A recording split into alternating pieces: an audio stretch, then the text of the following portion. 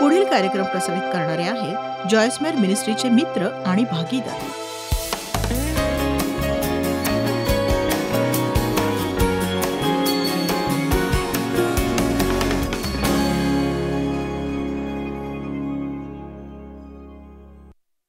चुकीच्या मनोधारणा तुम्हाला बंधनात ठेवतात.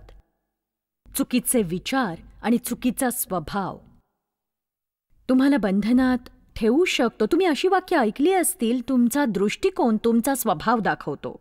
खरं तर आयुष्यात तुम्ही किती प्रगती करता हे तुमच्या स्वभावावरच अवलंबून असतं. प्रत्येक परिस्थितीत स्वतःचं जीवन कसं आनंदी आणि सुखी बनवायचं आपल्या चांगल्या स्वभावाद्वारे हे महत्त्वाचं आहे. आणि आपल्या आयुष्यात चांगली परिस्थिती असताना सुद्धा जर माणसाचा स्वभाव चांगला नसेल तर तो आनंद लुटू शकणार नाही आयुष्याचा. बघा, तुमचा स्वभाव खूप महत्त्वाचा आहे. सैतान तुमच्या पुष्कळ गोष्टी हिरावून घेण्याची शक्यता असते, पण अशी एक गोष्ट असते जी तुमच्याकडून कोणीही हिरावून घेऊ शकत नाही, आणि तो आहे तुमचा चांगला स्वभाव आणि चांगले विचार. तुम्ही ते आत्मसात करायला शिका.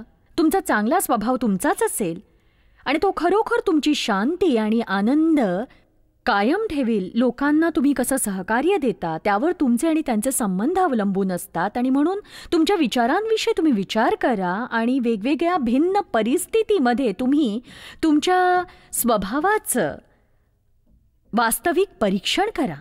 उदाहरणार्थ, जर तुम्हाला तुमचा मार्ग मिळाला नाही तर तुमचा स्वभाव कशा प्रकारचा असतो,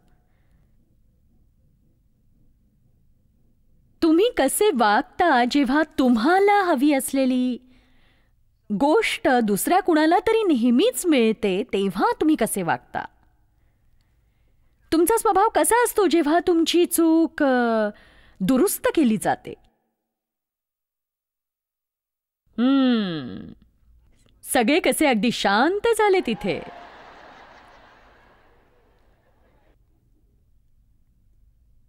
आपला स्वभाव नेमका कसा असायला हवा. आज आपण आपल्याशीच प्रामाणिक असायला हवं.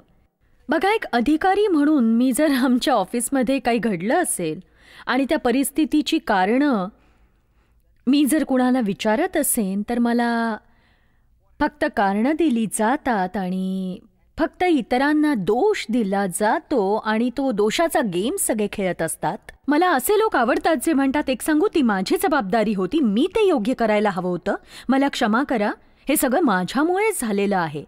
ज्या क्षणी लोक तसं करतात विषय संपतो. तुम्हाला पूर्ण क्षमा करून पुढे जावंसं वाटतं, ते विसरावंसं वाटतं खरंच. आणि असंच आपण वागावं असं देवाला वाटतं. जबाबदारी घेऊन सत्य स्वीकारावं आणि आपली चूक कबूल करावी. स्तोत्रसंहिता 51:6 मध्ये दावीद राजा बथशेबेच्या बाबत झालेल्या पापांच्या पश्चातापासंबंधी म्हणतो की देवा, सत्य माझ्या आतमध्ये ठेवावं असं मला वाटतंय. सगळ्यात पहिली गोष्ट म्हणजे आपण स्वतःशीच खरं असणं, प्रामाणिक असणं गरजेचं आहे. नक्कीच स्वतःशीच एक मीटिंग करा आणि स्वतःलाच काही प्रश्न विचारा. मी सहज सावकाशपणे सगळं घेते का?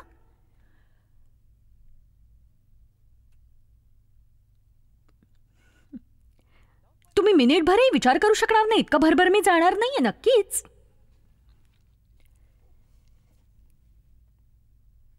किती सहज मी दुखावला जातो.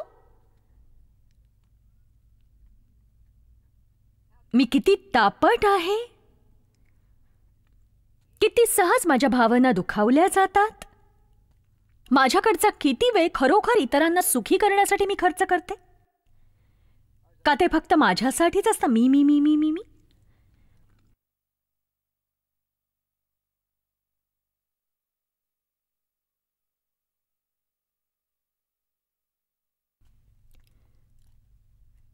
मी वचन रोज वाचण्याची खरंच किती काळजी घेते.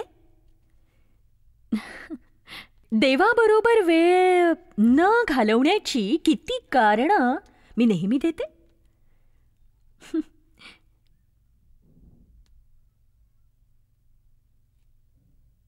मी स्वतःची जबाबदारी सांभाळून खरंच देवाची स्त्री किंवा पुरुष म्हणून कार्य करते का मी ते सारखं टाळते आणि ते आपोआप घडेल अशा विचाराने लांबणीवर टाकते. एक सांगू का, हे असं खूप काही सांगू शकते मी. स्वतःशी संवाद साधा. मी स्वतःशी नियमितपणे संवाद साधते. देवाबरोबरचा वेळ ही माझी स्वतःशी संवाद साधण्याची वेळ. माझ्या वागण्याचा मी थोडासा आढावा घेते. मी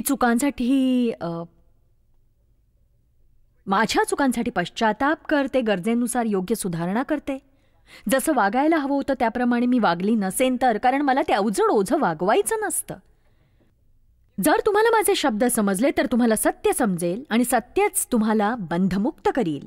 आपल्या प्रत्येकाच्या बाबतीतील सत्यच आपल्याला बंधमुक्त करील. आपल्याला वाटतं की हा जो संदेश आपण ऐकतोय तो दुसऱ्यासाठी आहे, आपल्यासाठी नाहीये. तुमच्याकडे 50 माणसांची यादी असते ज्यांनी हा संदेश ऐकायला हवा होता. आणि माझी हीच इच्छा आहे, पण मुद्दा असा आहे की तुम्ही इथे आहात. उत्पत्ती अध्याय 16 वचन 1 ते 6. आता सारेला अब्रामापासून काही मूलबाळ नव्हतं. मूल असावं अशी तिची खूप इच्छा होती. एखादी गोष्ट तुम्हाला हवी असते तेव्हा सावध असा, कारण तिच्याशिवाय तुम्ही राहू शकत नाही. तुम्ही त्यासाठी झोकून देता आणि मग ती मिळवण्यासाठी तुम्ही तडजोडी करायला लागता. मी हे परत सांगायला हवे का? जेव्हा एखादी गोष्ट तुम्हाला काहीही करून हवी असते, तिच्याशिवाय तुम्ही राहू शकत नाही. ती तुमची शांती भंग करते, तुमच्या मनात घर करते. तुम्ही सावध असा जेव्हा अशा प्रकारे खूप एखादी गोष्ट तुम्हाला हवी असते, कारण त्यामुळे तडजोडी करण्याच्या मोहात तुम्ही पडता किंवा दैहिक गोष्टीमध्ये अडकून तसं घडवण्याचा तुम्ही प्रयत्न करता, देवावर विसंबून राहण्याऐवजी. मला विश्वास आहे लालसा काय आहे तुम्हाला ठाऊक आहे. लालसा म्हणजे एखादी गोष्ट खूप हवीशी वाटणं जिच्याशिवाय आपण आनंदी राहणार नाही. बघा, हीच व्याख्या असावी जी देवाने माझ्या मनात फार पूर्वीच घातली. तुम्हाला कशाचीही हाव असेल, तुम्हाला हाव असेल सेवा कार्याच्या एखाद्या पदाची, प्रामाणिकपणे तुम्ही लालची असू शकाल चर्चमधील आराधना गटाचे प्रमुख होण्यासाठी,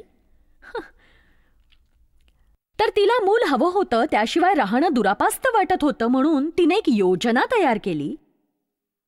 तिच्याकडे एक मिस्री दासी होती हाताखाली काम करणारी, जिचं नाव होतं हागार.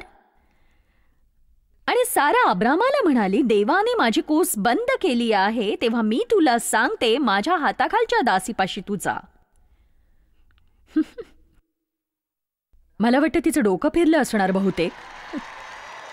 इतकंच सांगते, ती चुकीची निवड होती. मला जे हवंय ते मी तिच्याद्वारे मिळवीन. हे तिचं सगळं बोलणं अब्रामाने ऐकलं, शुंभासारखं. बघा, लोकांना देण्यासाठी आपल्याकडे खूपदा चांगले सल्ले असतात, पण कधी कधी तुम्ही स्वतःच नीट ऐकत नाही. तुम्ही नेहमीच काही योग्य नसता. तर अब्रामाची बायको सारा हिने आपली मिस्री दासी हागार अब्रामाला दिली आणि 10 वर्ष अब्राम कनान देशात राहिल्यानंतर, म्हणजे या घटनेपूर्वी 10 वर्ष ते तिथे राहत होते, तर साराने आपला नवरा अब्राम याला दुसरी पत्नी म्हणून हागार हिला दिली.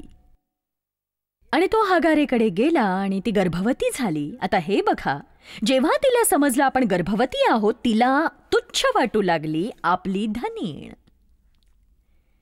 ती तिचा तिरस्कार करू लागली. आणि आता या क्षणी हागारेचा स्वभाव इतका वाईट झाला. मग सारा अब्रामाला म्हणाली, माझ्या अपमानाची आणि बिघडलेल्या हक्काची जबाबदारी तुमच्यावर असो. आता ही त्याची चूक आहे. मी माझी दासी तुमच्या मिठीत दिली आणि जेव्हा आपण गर्भवती आहोत हे तिला समजलं, ती मला तुच्छ आणि तिरस्करणीय लेखू लागली. परमेश्वर आपल्या दोघांचा न्याय करो. आणि अब्राम त्वरित उलटपावली सांगतो. अब्राम सारेला म्हणाला, इकडे बघ, तुझी दासी तुझ्या हाताखाली आणि तुझ्या अधिकारात आहे. तुला बरे दिसेल ते तिचे कर. बघा, बायबलच्या सुरुवातीपासून देण्याची पद्धत, एक सांगू का, हा एक मनोरंजक असा संदेश आहे. यामुळे आपण पोटभर हसू शकू, पण खरंच हा खूप गंभीर असा विषय आहे. मी इथून तुम्हाला सांगते, जोवर तुम्ही आणि मी आपल्या वागण्याचं उत्तरदायित्व घेणार नाही, मी असं म्हणत नाही बदलण्यासाठीचं उत्तरदायित्व, पण देव तोवर बदलत नाही जोवर आपण उत्तरदायित्व घेत नाही. कारण उत्तरदायित्वाशिवाय खरा पश्चाताप होत नाही. डेव्ह सांगतो ते खरंच मला आवडतं. तो म्हणतो, तुम्ही स्वतः उत्तरदायित्व घ्या किंवा मग परिस्थिती तुम्हाला आपणहून उत्तरदायित्व घ्यायला लावेल.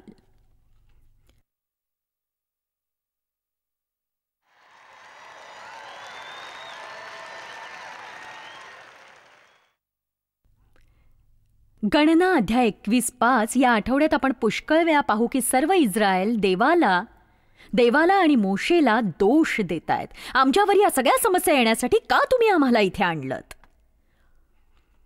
एके वर्षी मी खरंच खूप वाईट वागले होते आणि मी खूप दुःखी होते, कारण माझं लहान मूल होतं आणि मला पूर्ण वेळ काम करावं लागत होतं. म्हणून माझ्या साहेबांनी माझं काम 4 दिवसांचं केलं, मात्र पगार 5 दिवसांचाच दिला. मला कसं आनंदी व्हावं कळलं नाही. त्यासाठी 2 आठवडे मी आनंदी होते आणि नंतर पुन्हा मी डेव्हकडे तक्रार करायला लागले, मी काम करू शकत नाही आणि घरात मी जास्त वेळ राहायला हवं, माझ्या मुलाला जास्त वेळ द्यायला हवा. तो म्हणाला, ठीक आहे, तू नोकरी सोड, मला आनंद होईल तडजोड करण्यापेक्षा. आपल्याला थोडीशी जीवनशैली बदलावी लागेल, पण मग देवावर भरोसा ठेवून आपण पुढे जाऊ. मी नोकरी सोडली आणि तरीही मी आनंदी नव्हते, कारण मग दिवसभर बोलायला माझ्याशी कुणी नसायचं आणि डेव्ह मात्र छान सगळ्यांमध्ये मिसळायचा, मज्जा करायचा आणि मग मी मात्र अशी घरात एकटी. आणि मग मला शेवटी कळलं की कशाने तरी मला आनंद होणार आहे का आयुष्यात. आणि आता मला प्रत्येकाला हे ओरडून विचारायचंय, टीव्हीवरच्या माझ्या प्रेक्षकांनाही मला विचारायचंय, लोकांना विचार करा, तुम्ही स्वतःला विचारा की कशाने तरी मी आनंदी होणार आहे का आयुष्यात. निर्णय घ्या तुम्ही आनंदी राहण्याचा. हो, येशू म्हणाला, चोर येतो तो केवळ चोरी, घात आणि नाश करावयास, पण मी आलो आहे ते तुम्हाकडे जीवन असावे आणि तुम्ही ते उपभोगावे म्हणून, आणि ते असावं विपुल, परिपूर्ण, वाहू लागेल एवढं. हे असं सतत दुःखी असणं, हताश, निराश असणं आणि खचलेला स्वभाव आणि सतत कुरकुर करायची, तक्रार करायची सगळ्याच गोष्टींची आणि आपल्याकडे असलेल्या गोष्टींपेक्षा नसलेल्या गोष्टींवर जास्त लक्ष केंद्रित करायचं. म्हणूनच आपण ओसाडीच्या प्रदेशात जगतो, वचनदत्त भूमीत जात नाही. हेच कारण होतं इस्रायल लोकांचंही. जर ते तिथून बाहेर पडले असते आणि मिळालेल्या मान्यासाठी त्यांनी स्तुती केली असती, देवाला धन्यवाद दिले असते, एकमेकांना मदत करून आशीर्वादाचं कारण झालं असते, तर ते त्या वाळवंटातून लवकर पार झाले असते. नक्कीच. प्रत्येक वेळी आपण कशाची तरी तक्रार करतो, काही काळासाठी आपण जिथे आहोत तिथेच राहतो, कारण देव वाट बघत असतो की गर्तेत आपला स्वभाव चांगला राहू शकतो का. मला वाटतं सुज्ञास अधिक सांगणे न लगे, म्हणून मी आता थांबते. पुढचा विचार, स्वतःची कीव करत राहणं. मला इतकंच सांगायचंय की स्वतःची कीव करण्याचं मला व्यसन जडलं होतं. म्हणजे कदाचित ही माझी गंभीर समस्या होती. मी त्याला कसं तरी तोंड देत होते आणि एकही गोष्ट माझ्या मनासारखी घडत नव्हती. जर माझ्या मनासारखं झालं नाही, मी केलेल्या जेवणाची डेव्हने पुरेशी तारीफ केली नाही किंवा कुणी म्हणालं की आम्हाला काही त्याची पर्वा नाही वगैरे वगैरे,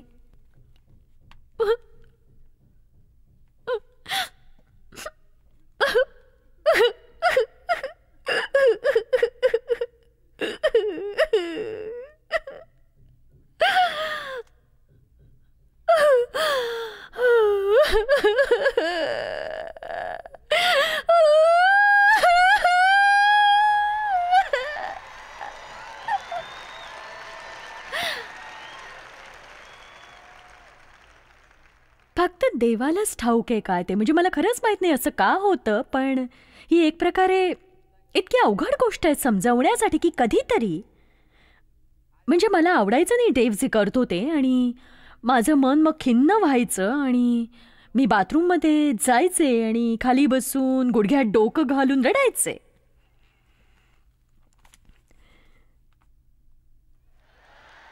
मला सांगा, तुम्ही कधी बाथरूममध्ये जाऊन रडलात का? मी सांगू का कशासाठी?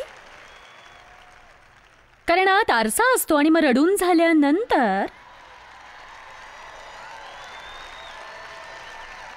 हो म्हणजे एकदा असंच माझं खूप रडून झालं होतं आणि डोळे लाल झाले होते, मेकअप आणि मस्करा विस्कटून गेला होता, केस असे विस्कटले होते, म्हणजे भयंकर दिसत होते मी. आणि उठून आरशात पाहिलं स्वतःकडे, इतकी कीव करावीशी वाटली स्वतःची.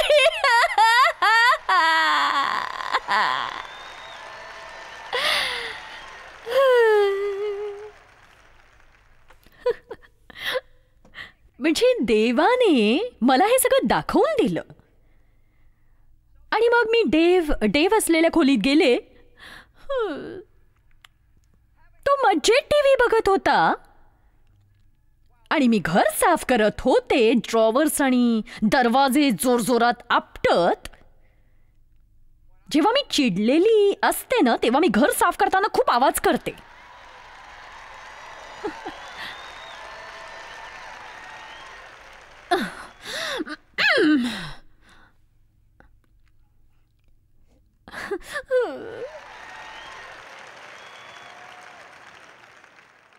आणि जर त्याच्यावर काही परिणाम झाला नाही तर पुन्हा एकदा.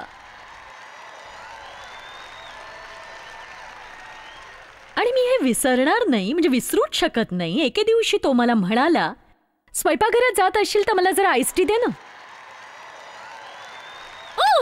काय करू? पण जर दुसरा दिवस रविवार असेल तर मी सकाळी वेडी पिशी व्हायचे, चेहरा असा पडलेला, कुणाशीच बोलायचं नाही, चर्चला जायचं, चर्चमधल्या कुणाला तरी पार्किंगमध्ये किंवा दरवाजात भेटायचं. देवाची स्तुती असो, कसे आहात तुम्ही? धन्यवाद येशू. कसे आहात तुम्ही? देवाचे आभार, खूप छान आहोत, खूपच छान, खूपच छान. हो हो.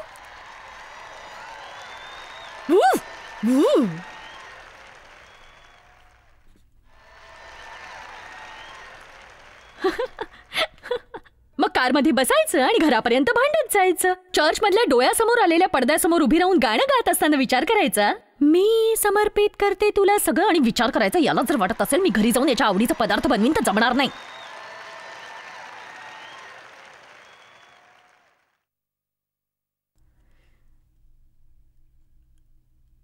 अशीच एकदा मी भकास होते, विचारांच्या जाळ्यात अडकलेली, गुंतलेली आणि गुरफटलेली. सर्प का दंश करतो याचा आश्चर्य करीत. आणि शेवटी मला समजलं, मी पाप केले. देवाला माझा स्वभाव आवडला नाहीये. स्वतःची कीव करणं ही मूर्तीपूजा आहे. हे स्वतःतच गुरफटच सण आहे. आणि मग माझं काय, माझं काय, माझं काय, माझं काय, माझं काय, आणि मग म्हणत राहायचं, आता माझं काय, आता माझं काय, आता माझं काय, आता माझं काय. मला नक्की माहितीये मी कशीही वागले तरी परमेश्वर मला घडवणार. तुमच्यापैकी किती जणांनी टीव्हीवरचा माझा रोबोट पाहिलाय? प्रत्येकाने टीव्हीवरचा माझा रोबोट पाहिलाय ना? जगभरातल्या लोकांनी टीव्हीवरचा माझा रोबोट पाहिलाय. आमेन. चल, आपण 5 जणांनी कदाचित पाहिला नसेल इथल्या. बघा, आपण आपल्या मनात विचार करत असतो, माझं काय, माझं काय, माझं काय. देव म्हणतो, तुम्ही मला एका लहानशा यंत्रमानवाची आठवण करून देता. सैतान येतो आणि तुमची चावी फिरवतो. एक सांगू, चुकीचे विचार एक प्रकारे तुम्हाला जखमी करतात. म्हणून चांगले विचार करणं महत्वाचं असतं. म्हणूनच देव म्हणतो, तुम्ही त्या यंत्रमानवासारखे असतात, सतत गाणं गात, माझं काय होणार, माझं काय होणार, माझं काय होणार, माझं काय होणार, माझं काय होणार, माझं काय होणार. स्वतःची कीव करणं हा वेळेचा सगळ्यात मोठा अपव्यय आहे. त्याद्वारे काही बदल घडत नाही, फक्त तुमचा दिवस निष्फळ होतो. तुम्हाला मिळावं म्हणून येशूने मरण पत्करलंय. पण हे चांगलं झालं नाही, हे योग्य नाहीये. नसेलही कदाचित. आयुष्यातल्या पुष्कळ गोष्टी अशा आहेत ज्या चांगल्या नसतात. घडणाऱ्या गोष्टी न आवडणारी मी एकटीच नाहीये. तुम्ही एकटेच नाही आहात. प्रत्येकाच्या बाबतीत काही ना काही घडतं. म्हणून बायबल सांगतं, चांगला स्वभाव असू द्या, परिस्थिती कशीही असली तरी सुद्धा आपला स्वभाव देवाचा गौरव करणारा असावा. आपण कशातूनही पार जात असू, आपला स्वभाव देवाला गौरवच देईल. आणि शेवटी मी शिकले, देवाचे आभार. काही वर्षांपूर्वी मी शिकले की याने देवाला संतोष होत नाही माझ्या चर्चला जाण्याने, त्या सगळ्या कार्यक्रमाद्वारे, जेव्हा की आतून मी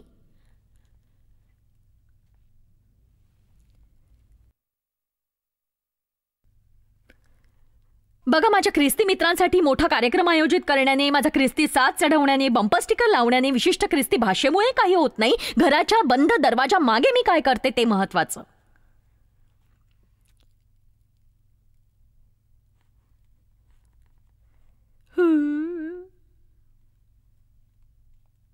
मोठं होण्याची वेळ आहे, नाही का? मला माहिती आहे आपण माणसं आहोत आणि आपल्याकडे तसे दिवस आहेत, भावना आहेत, काही भाव आहेत. मला माहिती आहे काही दिवस इतर दिवसांपेक्षा नक्कीच कठीण असतात, पण मला तुम्हाला आणि स्वतःला प्रोत्साहित करावंसं वाटतं. मला माहिती आहे त्यामुळे माझा स्वभाव बदलतो.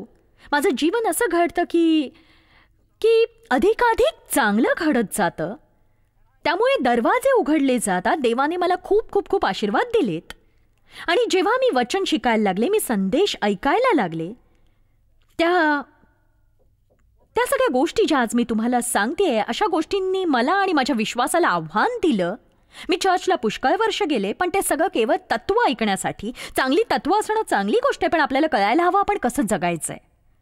आपल्याला समजायला हवं देववचन आपल्या रोजच्या जीवनात कसं उपयोगात आणायचं. स्वतःची कीव करणं सोड असं मला कुणीही सांगितलेलं नाही. वास्तविक मला ही समस्या खरंच माहीत नव्हती.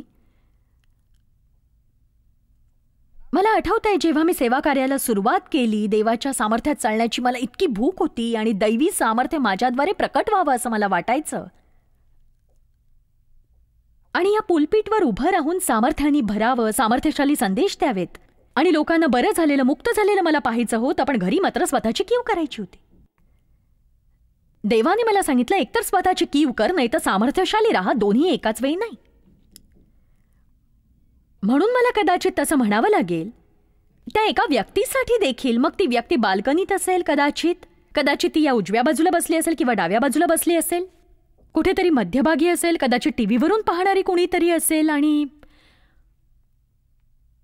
मला तुम्हाला फक्त इतकंच सांगायचंय, देवाच्या मनात काही अद्भुत गोष्टी आहेत तुमच्यासाठी. येशू ख्रिस्तात विश्वासणारे म्हणून तुमचा अधिकार आहे. लूक 10:19 मध्ये बायबल म्हणतं, पहा मी तुम्हाला साप आणि विंचू यांना तुडवण्याचा व शत्रूच्या सर्व शक्तीवरचा अधिकार दिलाय. तुम्हाला काही एक बाधणार नाही. देवाच्या मनात तुमच्यासाठी आशीर्वाद आणि फळांनी बहरलेलं सफल असं जीवन आहे. तुमच्याकडे शांती आणि आनंद असावा असं त्याला वाटतं, पण तुमच्याकडे सामर्थ्य आणि खिन्नता एकाच वेळी असू शकणार नाही. तुम्हाला तो राखेऐवजी सौंदर्य देईल, पण तुम्ही ती राख झटकून टाकायला हवी. तुम्ही आपला वाईट स्वभाव चांगल्या स्वभावात रूपांतरित करायला शिकायला हवं. तुम्ही स्वतःशीच संवाद साधा महिन्यातून किंवा आठवड्यातून एकदा आणि वास्तवाला सामोरं जा. देवाचे आभार माना.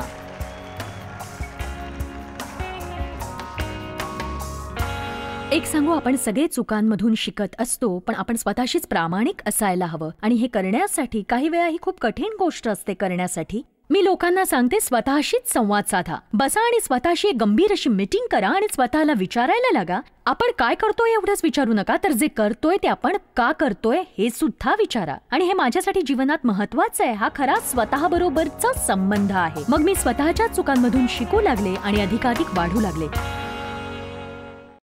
जॉयस्मायर मिनिस्ट्रीज करता तुम्ही खूप मौल्यवान आहात. आम्हाला तुमचं कौतुक आहे आणि जगभरामध्ये हे सेवा कार्य शक्य करण्याकरता आम्ही आमच्या मित्रांचे आणि पार्टनर्सचे आभारी आहोत. आम्ही एकत्रितपणे भुकेल्यांना खाऊ घालतो, गरिबांना वस्त्र देतो आणि राष्ट्रांना सुवार्ता सांगतो. तुमच्या प्रार्थनेच्या विनंती करता आमच्याविषयी आणखी माहिती मिळवा. जॉयसच्या कॉन्फरन्सच्या तारखा पहा आणि ख्रिस्ताची प्रीती जगभरामध्ये पसरवण्याकरता आमचे सहभागी व्हा. याचा सर्व खर्च जॉयस्मायर मिनिस्ट्रीचे मित्र आणि भागीदार करत आहेत.